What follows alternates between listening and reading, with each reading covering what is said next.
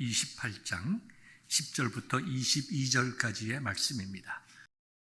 바울이 부엘세바에서 떠나 하란으로 향하여 가더니 한 곳에 이르러는 해가 진지라. 거기서 유숙하려고 그곳에 한 돌을 가져다가 베개로 삼고 거기 누워 자더니 꿈에 본즉 사닥다리가 땅 위에 서 있는데 그 꼭대기가 하늘에 닿았고 또 본즉 하나님의 사자들이 그 위에서 오르락 내리락 하고 또 본즉 여호와께서 그 위에 서서 이르시되 나는 여호와니 너희 조부 아브라함의 하나님이요 이삭의 하나님이라. 내가 누워있는 땅을 내가 너와 내 자손에게 주리니 내 자손이 땅의 티끌같이 되어 내가 서쪽과 동쪽과 북쪽과 남쪽으로 퍼져나갈지며 땅의 모든 족속이 너와 내 자손으로 말미암아 복을 받으리라. 내가 너와 함께 있어 내가 어디로 가든지 너를 지키며 너를 이끌어 이 땅으로 돌아오게 할지라. 내가 네게 허락한 것을 다 이루기까지 너를 떠나지 아니하리라 하신지라. 야곱이 잠이 깨어 이르되 여호와께서 과연 여기 계시거늘 내가 알지 못하였도다. 이에 두려워하여 이르되 두렵도다 이곳이여 이것은 다름 아닌 하나님의 집이요 이는 하늘의 문이로다 하고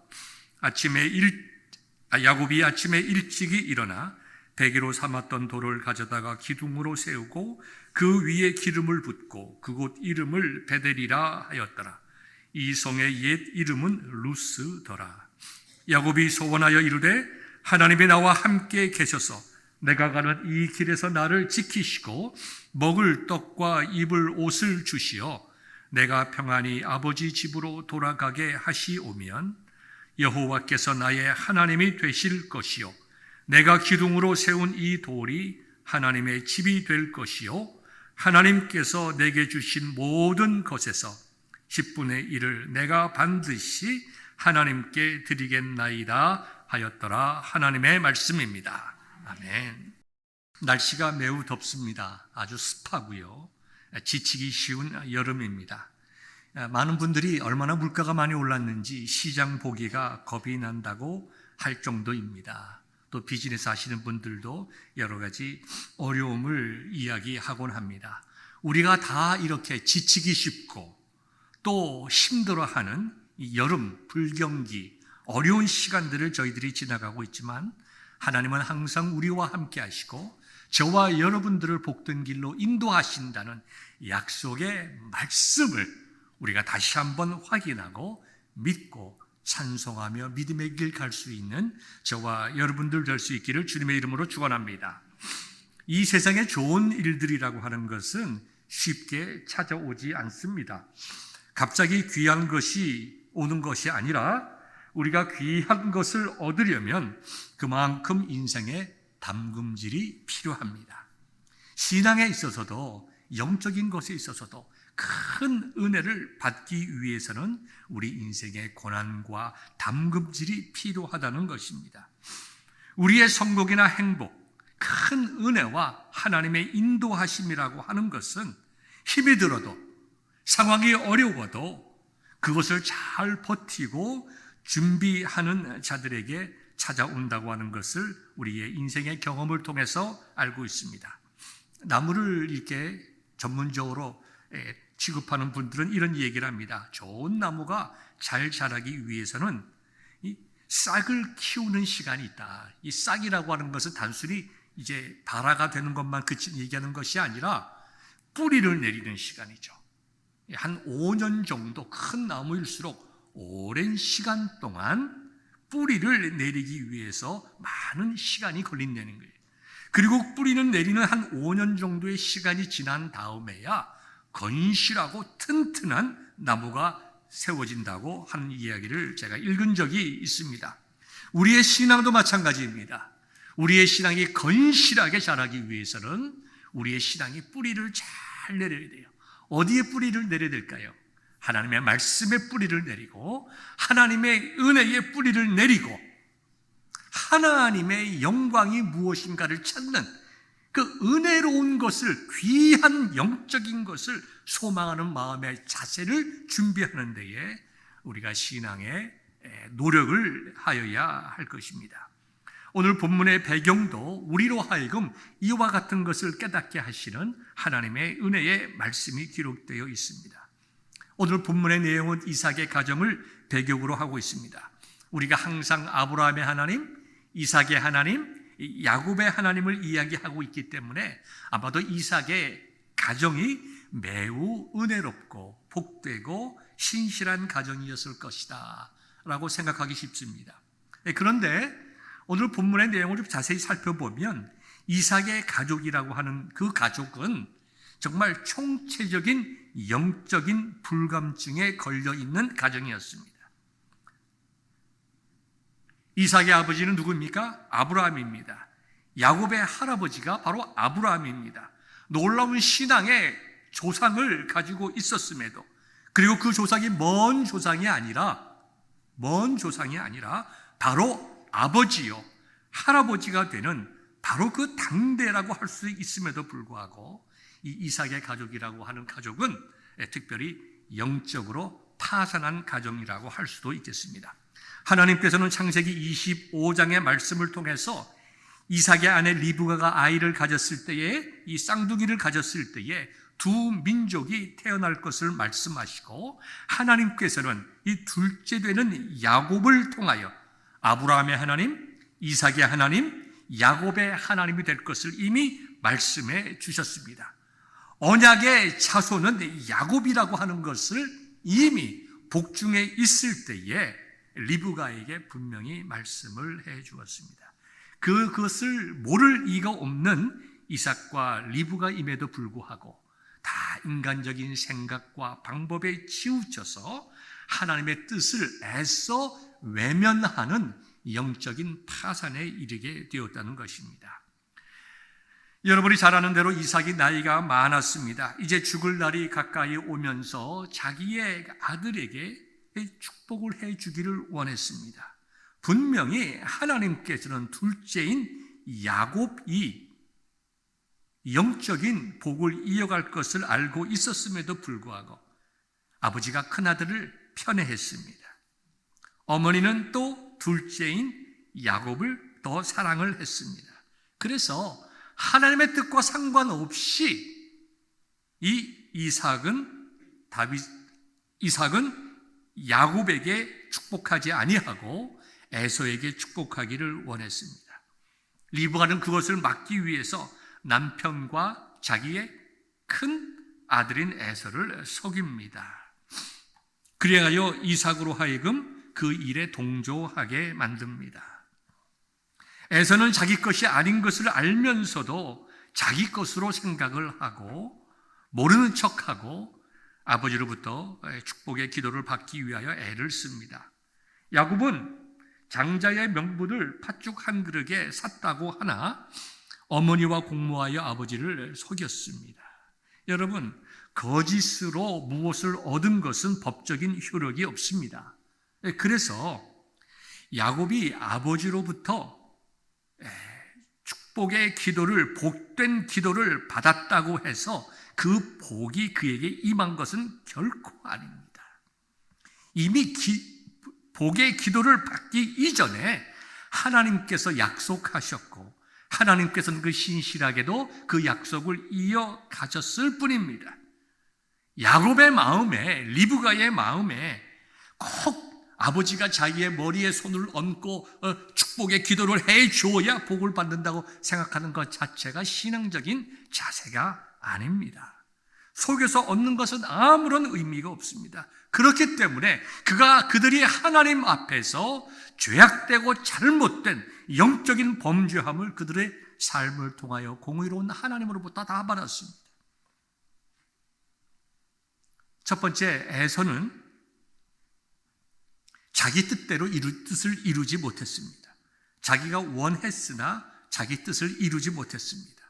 그리고 하나님의 뜻대로 이삭을 축복하고 그 다음에 에서에게 내가 더 이상 너에게 영적인 장자권에 대한 축복을 할 수가 없다라고 하는 것을 선포하게 됩니다. 그리고 무엇보다도 이삭과 리브가는 이 사건 이후로 그의 둘째 아들 야곱을 보지 못합니다. 우리가 야곱을 중심으로 생각해 보면 무엇인가 얻은 것 같지만 그의 인생 전체를 통해서 불안하고 쫓겨다니고 자기가 자기의 아버지와 형을 속인 것처럼 자기가 결혼을 통해서 속고 자기 자식들에게 속고 무엇보다도 하나님의 일을 하나님의 이름으로 자기가 하려고 하다가 그의 평생에 수많은 고난과 불안과 아픔을 당하게 됩니다. 하나님께서 야곱에게 복을 주시고 영적인 정말 장자권을 주시겠다고 약속을 하셨으면 그것을 믿고 기다려야 되는데 워낙 꾀가 많은 사람이고 인간적인 생각을 했을 때에 하나님의 뜻이 마치 이루어지지 않을 것과 같은 느낌에 들자 자기 인간적인 방법으로 살려고 했던 그 야곱, 그리고 그렇게 살아가던 야곱, 하나님께서 불쌍히 여기시고 잊지 않으시고 훈련시키시고 찾아가셔서 깨뜨려 주시고 변화시켜 주시는 것이 바로 야곱의 삶 아닙니까? 오늘 본문의 말씀을 통해서 하나님께서 이 야곱의 사건을 성경에 기록하심으로 우리에게 주시고자 하는 메시지가 무엇이 있을까요? 첫 번째, 우리의 삶의 현장이 어려워도 우리는 하나님을 온전히 신뢰하여야 합니다. 하나님을 신뢰하되 온전히 신뢰하여야 합니다. 야곱은 하나님의 뜻을 자기가 이루려고 하였습니다. 아마 야곱의 마음은 이랬을 거예요. 아버지가 뭔가 잘못된 길을 가고 있다. 아버지가 저러면 안 됐는데 나이가 많이 드셔서 지금 실수하고 계시는구나. 그러니 내가 정말 방법은 잘못됐지만 선한 목적을 위해서 내가 이렇게 할 수밖에 없다라고 생각했을지 모릅니다. 그러나 하나님의 일을 한다고는 했지만 사실 그의 마음속에 있는 것은 자기의 욕심이지요. 하나님께서 하실 일을 자기가 자기가 했던 것입니다.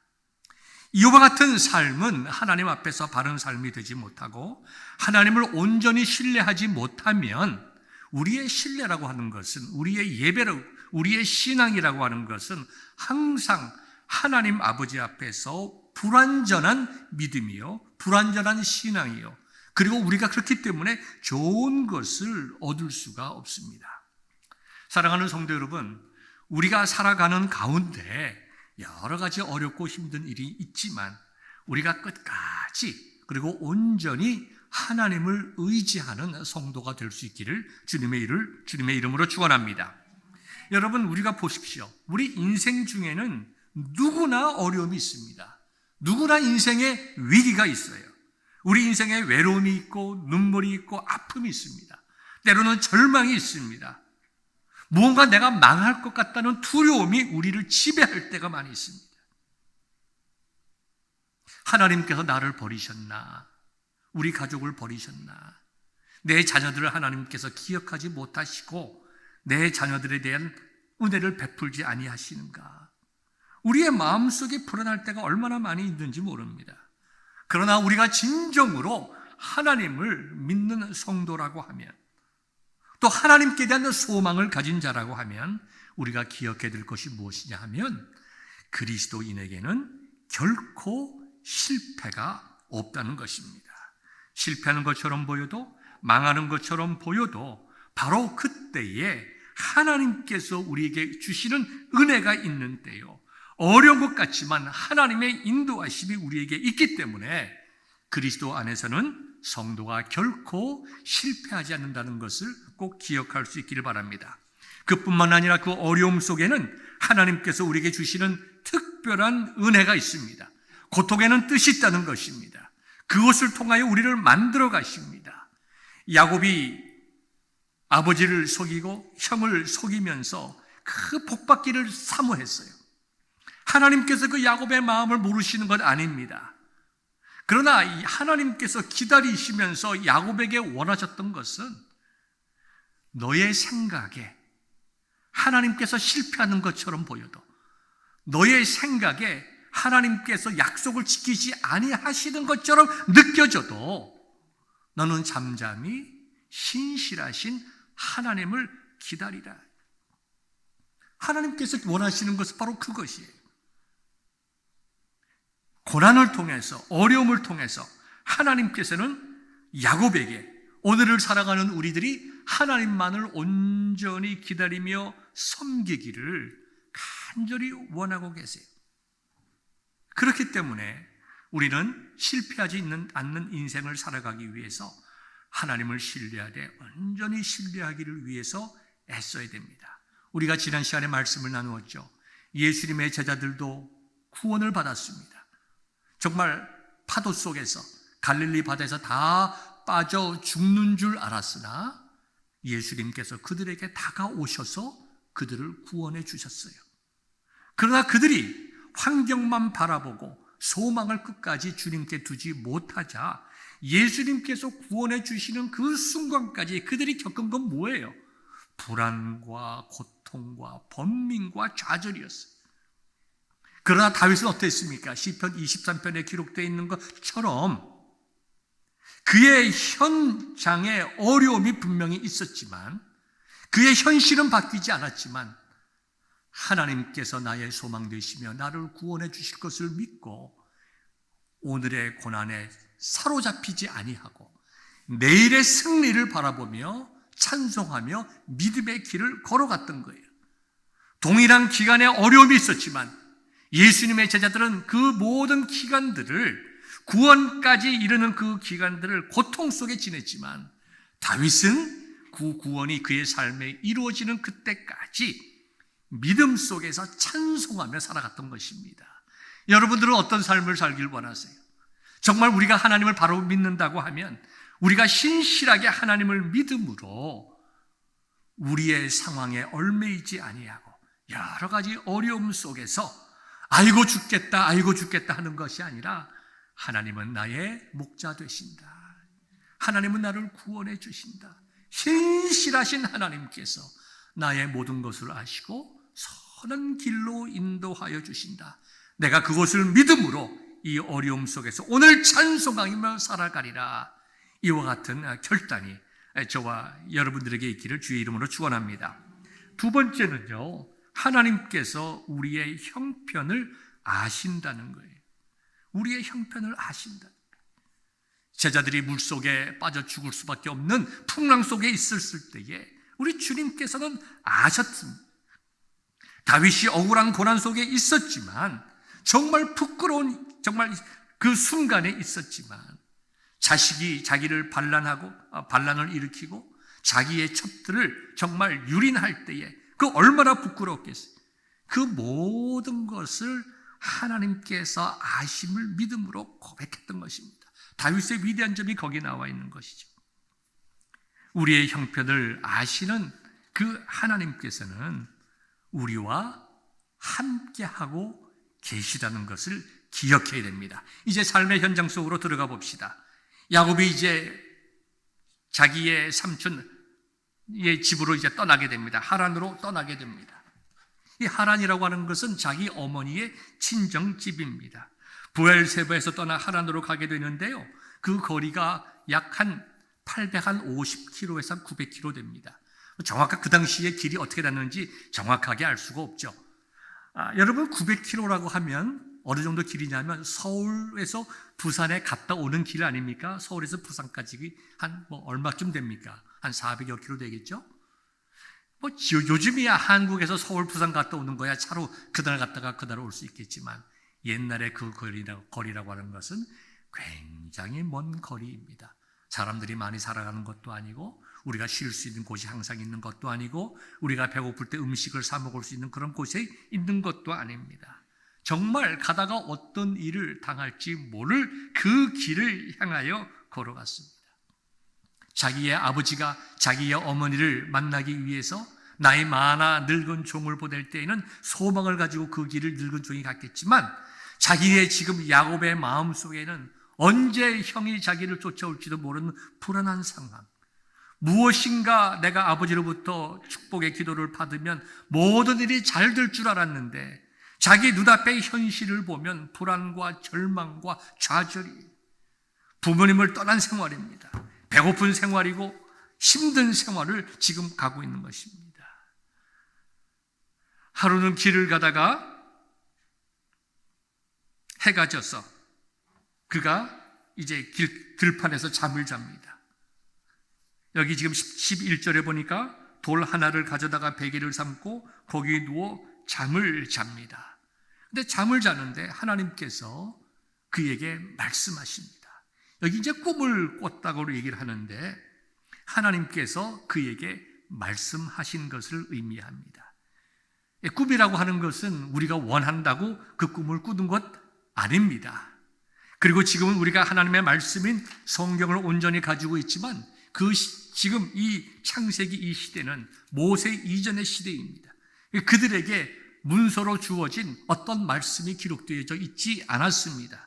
그럴 때에 하나님께서 꿈을 통해서 이제 야곱에게 말씀하셨는데 지금 우리가 꾸는 꿈처럼 그렇게 생각하면 안 됩니다. 우리는 꿈을 꿔도 좋은 꿈을 꿀 때도 있고 나쁜 꿈을 꿀 때도 있고 개꿈을 꿀 때도 있습니다.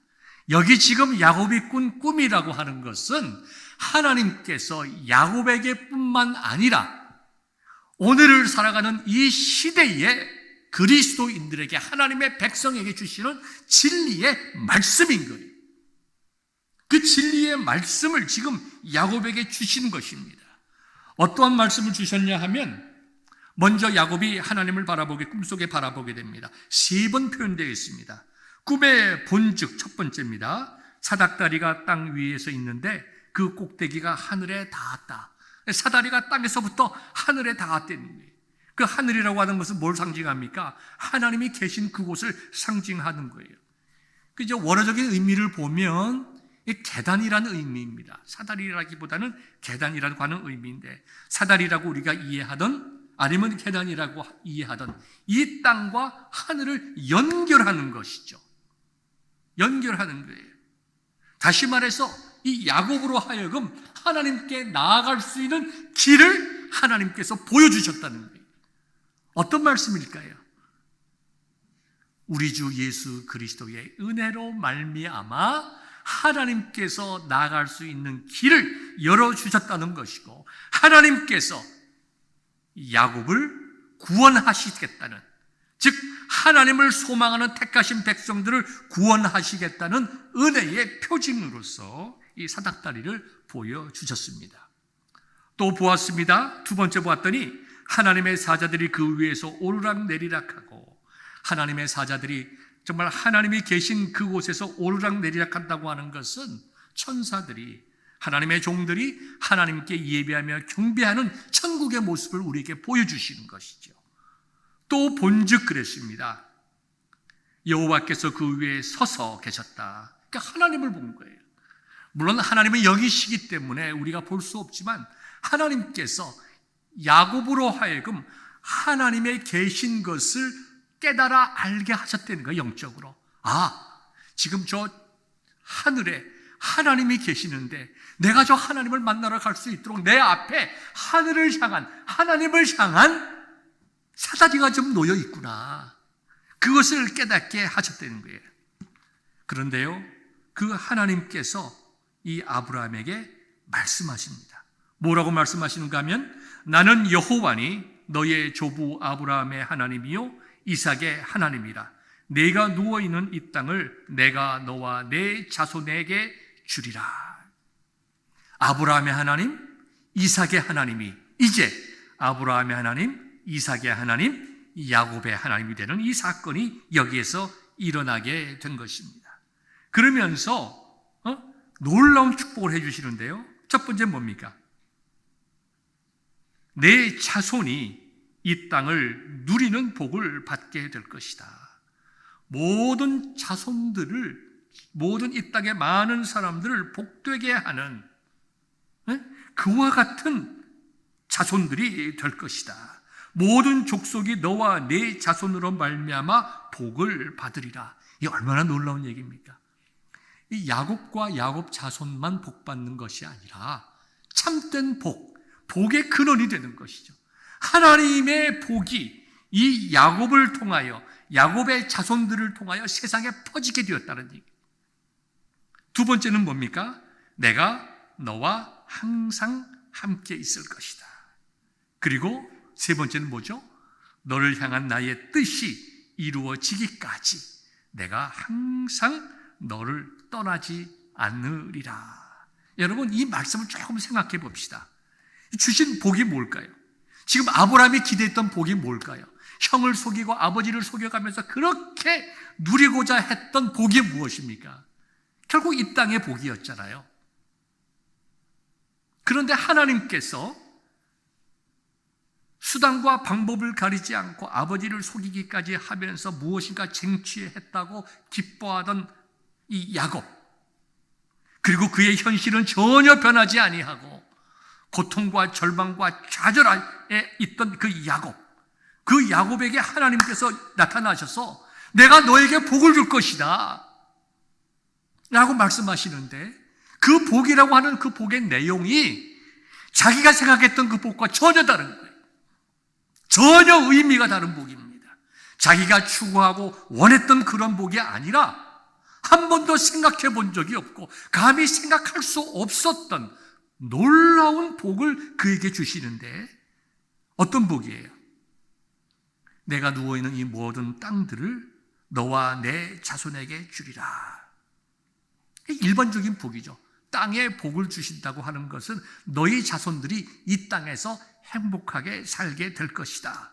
그런데 그 행복의 가장 중요한 원인이 무엇인지를 말씀하고 계세요.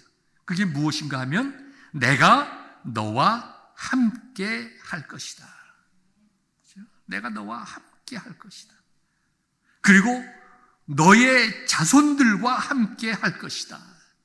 그리고 내가 너와 너의 자손을 통해서 계획한 모든 일을 이룰 때까지 내가 함께 할 것이며, 이 세상의 많은 사람들이 너와 내 자손들을 통하여 복을 받으리라. 여러분, 이 꿈꾼 내용과 하나님의 말씀과를 우리가 연결해 봅시다. 어떤 내용이에요? 하나님께서 야곱을 택하시고 그의 가족을 택하셔서 이 땅에서 정말 살아가는 동안 참으로 복된 인생을 살아가게 하고, 그가 보았던 계단과 같이, 그 사다리와 같이 이 땅의 많은 사람들에게 하나님을 선포하고 하나님 앞으로 인도하게 하고 참된 영적인 복을 받게 하겠다. 많은 사람들을, 우리 지금 신약적으로 얘기하면 많은 사람들을 주 예수 그리스도께로 인도해내는, 많은 사람들을 하나님의 나라로 인도하는 내는 복을 주시겠다. 그리고 그 모든 것이 이루어질 때까지 내가 너와 함께 있겠다고 말씀하시므로, 야곱을 택하시고 그의 자손들을 택하신 그 하나님께서 그들을 하나님의 나라로 인도하는 그때까지 내가 너희와 함께 할 것이다. 구원의 확신을 주시는 거예요. 성도의 견인이라는 말이 그것 아닙니까? 하나님께서 우리를 택하시고 천국으로 인도하실 때까지 우리를 버리지 아니하시고 온전하게 인도하여 주실 것이라는 이야기. 이와 같은 영적인 복을 주셨습니다. 아마도 이 이야기를 들었던 야곱의 마음속에는, 내가 추구했던 복이 정말 잘못됐구나. 내가 정말 그렇게 원했던, 꼭 소원했던 그런 것이 내가 정말 하나님께서 기뻐하는 것이 아니었구나. 하나님께서 나에게 주시고자 했던 복이라고 하는 것은 영적인 복이구나. 그걸 깨닫게 됩니다. 그걸 깨닫게 되자 야곱은 하나님 앞에 고백하죠. 18절에 보면 아침에 일찍이 일어나 베개로 삼았던 돌을 가져다가 기둥으로 세웠다고 했습니다. 우리의 주시는 의미가 있죠. 자기 삶에 의지하고 위로가 되었던 그것을 더 이상 의지하지 아니하고 위로의 대상으로 삼지 아니하고 내가 원하고 가지고 싶었던 것을 하나님께 드리는 것이죠. 그 다음에 기름을 부었습니다. 기름은 그 당시에 화폐가 없었던 고로 기름이라고 하는 것은 먹는 것이라기보다는 팔면서 노잣돈이었어요. 그 여행 경비입니다. 그것을 거기다 부었다고 하는 것은 이제는 내가 물질을 의지하지 아니하고 세상 것 의지하지 아니하고 하나님만 의지하며 살겠습니다라고 고백하는 것입니다. 헌신의 표시입니다. 그 다음에 뭐라고 얘기를 합니까? 하나님 앞에 서원하게 되죠. 정말 내가 이곳에서 하나님이 나와 함께 계심을 깨달았고 이곳에 하나님이 계신 하나님의 집인 것을 깨달았으니 내가 내 일생 여정 중에서 하나님의 집으로 돌아오게 될 때에 하나님은 하나님의 신실하심이 영광받게 될 것이요, 내가 온전한 예배의 삶, 내가 세상 사랑하지 아니하고 세상 것 의지하지 아니하고 나의 가진 그 모든 것이 하나님의 것이요 하나님의 은혜임을 고백하는 10분의 1을 하나님께 드리겠습니다 라고 하는 신앙의 결단과 소원의 기도를 하게 되었던 것입니다. 이것이 무엇일까요? 우리의 형편을 아시고 우리에게 찾아오신 하나님께 대한 아름다운 반응 아닙니까? 야곱이 원하지 않았지만, 알지 못했지만 하나님께서 먼저 찾아가시고 삶의 어려운 현장 속에 찾아가셔서 그에게 말씀해 주시고 깨닫게 하시고 위로해 주시고 은혜를 베풀어 주셨어요. 하나님께서 자기와 함께 하지 않은 줄 알았지만 먼저 찾아오신 하나님을 인하여 야곱은 그의 모든 삶의 가치가 바뀌어지는 신앙적인 고백을 하게 된 것입니다. 하나님의 은혜에 대한 바른 영적인 반응이 여기에 있었다는 것입니다. 여러분, 우리가 인생을 살아가는 동안에 여러 가지 어려움이 많이 있지만 우리가 하나님 붙잡는 것이 참 중요합니다. 세상에 의지할 것이 뭐 되게 있겠습니까? 우리가 하나님 의지하고 하나님 붙잡는 것이 중요합니다. 그러나 더 중요한 것이 있어요. 더 중요한 것은 우리가 알던 모르던 하나님께서 저와 여러분들을 붙잡고 계시다고 하는 것을 기억해야 됩니다. 야곱이 하나님을 비록 붙잡지 못하고 하나님으로부터 멀어진 생활을 했지만 하나님께서는 야곱이 태어나기 전부터 야곱을 하나님의 자녀로 삼으시는 그 신실한 하나님의 작정과 은혜로 인하여 그 야곱을 끝까지 붙잡고 계셨다는 것을 우리가 기억을 하여야 합니다. 제가 이 본문의 말씀을 기억할 때마다 여러분들과 나누고 싶은 한 이야기가 있습니다. 제가 전에 동부에서 목회를 할 때에 찬양대 지휘자가 한 분 계셨는데요. 유학생이었습니다. 한국에서 성악을 전공하고 이제 박사 학위를 받기 위해서 미국에 와서 공부를 했습니다. 공부는 제대로 되지 않고 사립대학이라 비싸기는 하고 교회에서 찬양대 지휘자로서 주는 사례 가지고 도무지 감당할 수가 없습니다. 그래서 그는 잠시 학업을 쉬고 직장도 잡고 영주권을 얻은 후에 내가 공부해야 되겠다. 영주권을 내준다는 직장을 잡기가 쉽지 않잖아요. 그래서 그는 2년만 이제 풀타임으로 일을 하면 영주권을 내준다는 닭공장에 취직을 했습니다. 여러분들도 잘 알다시피 닭공장 일이 얼마나 어렵습니까? 얼마나 어려우면 2년만 일을 하면 영주권을 다 내줍니까? 그러니까 힘든 일을 합니다. 정신적으로도 어렵죠. 짜증이 나니까 맨날 아내와 다툽니다. 한 번은 아내와 크게 다투고 집을 나왔어요. 갈 데가 없습니다. 갈 데 없어 차로 빙빙 돌아다니다 보니까 자꾸 자기 입에서 안 좋은 소리가 나오더래요. 바보 같은 놈, 한심한 놈, 지지리도 못난 놈. 가만히 생각해 보니까 자기가 자기 자신을 욕하고 있는 거예요. 내가 왜 이렇게 됐나.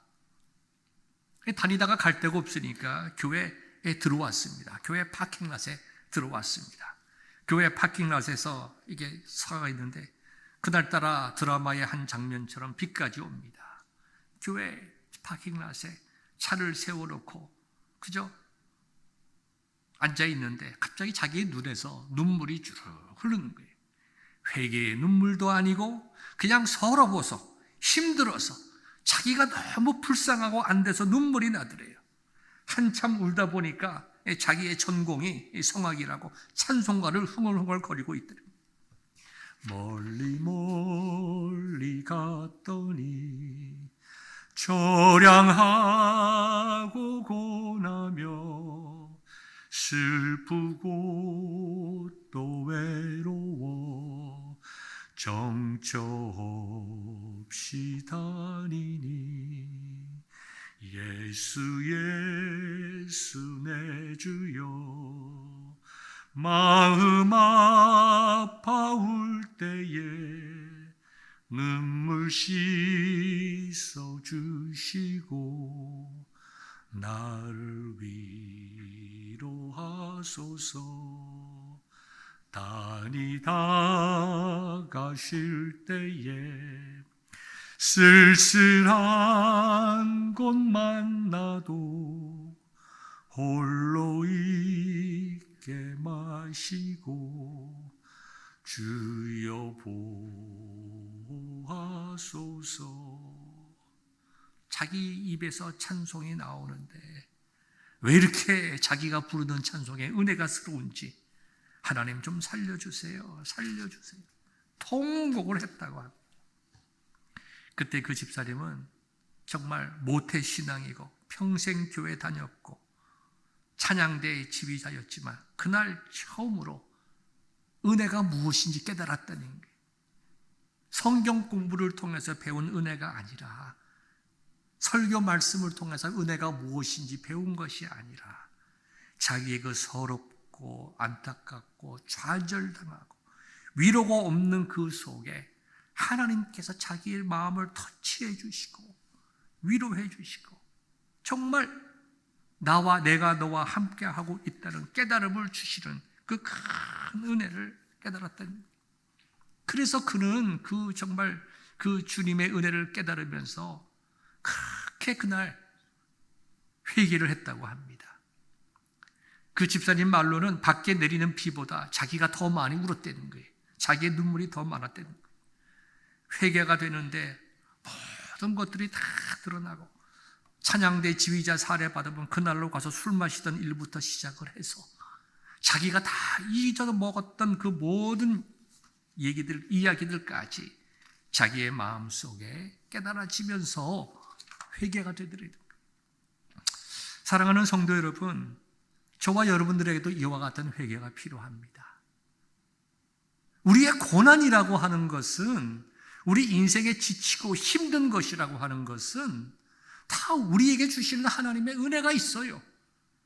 우리가 하나님께서 그와 같은 인생의 힘든 순간들, 어려운 순간들, 좌절의 순간들, 두려움의 순간들을 통해서 깨닫게 원하시는 것이 있는데 그것이 뭘까요? 오늘 본문에 늘 통해서 무엇을 하나님께서 우리에게 깨닫게 하실까요? 내가 너희들에게 준 영적인 복이 무엇인지 깨달으라는 것 아닙니까? 내가 너를 사랑해서 너를 지명하고 택하여 내 자녀로 삼았다는 것을 깨달으라는 것 아닐까요?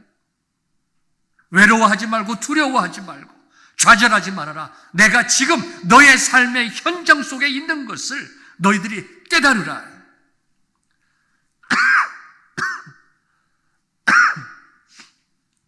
내가 너에게 맡긴 그 삶의 소명이 무엇인지 깨달아라. 그리고 너와 내 집은 온전히 하나님 섬기고 온전하게 정말 예수 그리스도의 지상의 명령을 이루는 그런 믿음의 가문이 되어라. 왜 그 말씀하는 것 아니에요? 그럴 때에 이 땅의 모든 사람들이 너와 내 자손들을 통하여 복을 받게 될 것이다. 무슨 복일까요? 영생의 복 받는 것 아닙니까? 하나님께서 우리에게 말씀하시는 복의 가장 근본적인 것이 뭐예요? 우리가 하나님 잘 믿고 천국 가는 것, 그리고 이 땅에 살면서도 천국을 누리고 사는 것, 이 땅에 살면서도 천국을 선포하는 삶을 살아가는 것, 외롭고 힘들고 어려운 사람들에게, 삶의 이유와 소망의 이유를 몰라서 고통당하는 사람들에게 삶의 이유가 이것입니다. 우리가 살아야 될 내 이유는 바로 이것입니다. 여러분, 외로워하지 마십시오. 좌절하지 마십시오. 두려워하지 마십시오. 하나님께서 이 삶의 현장 속에 우리와 함께 계십니다. 그것을 외치라는 것 아니에요. 여러분들에게 삶의 어려운 일들이 많을 줄 압니다.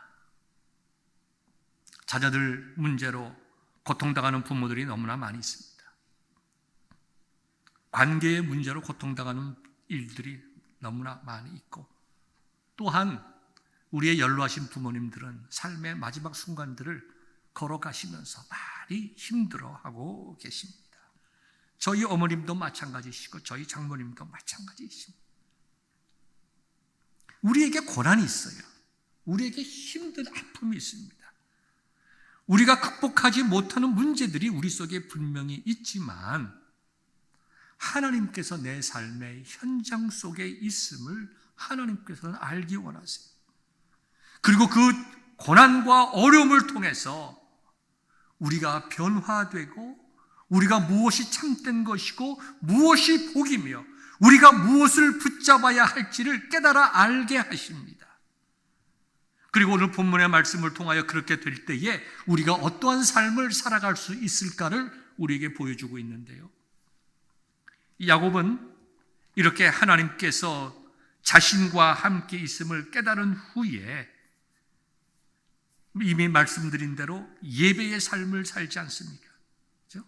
예배의 삶을 살아가기로 결단합니다. 그 후에 야곱의 삶이 어땠을까요? 물론 많은 시행착오를 겪고 또 믿음의 길에 벗어나고 많은 일을 하지만 근본적으로 이 사건을 중심으로 해서 야곱은 어떠한 길로 가야 옳은 건지에 대한 분명한 가치관을 정립했습니다. 여러분, 야곱의 그 삶의 현장으로 들어가 봅시다. 광야길로 가 봅시다. 야곱이 아침에 일어났을 때에 어젯밤에 놀라운 환상을 본 것은 사라지고 그 아침에 야곱의 눈에 보인 것은 황량한 들판이었습니다. 놀라운 은혜의 말씀을 들었지만 아침에 눈을 뜨고 보니 그의 귀에 들리는 것은 바람 소리밖에 없었습니다. 어제의 황량한 광야, 어제 들었던 그 바람 소리만 그 앞에 똑같이 있었습니다. 그가 놀라운 축복의 말씀을 들었으나 그의 손에는 아무것도 가진 것이 없고 현실적으로 볼 때에 기름을 부어서 손해본 것밖에 없었습니다. 그런데요, 다윗은 분명하게 우리가 알 수 있는 것은 찬송하며 믿음의 길을 걸어갔을 것입니다.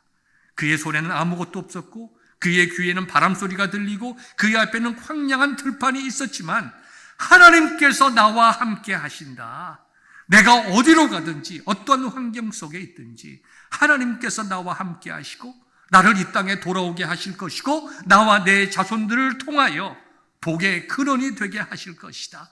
찬송하며 그의 길을 갔을 것입니다.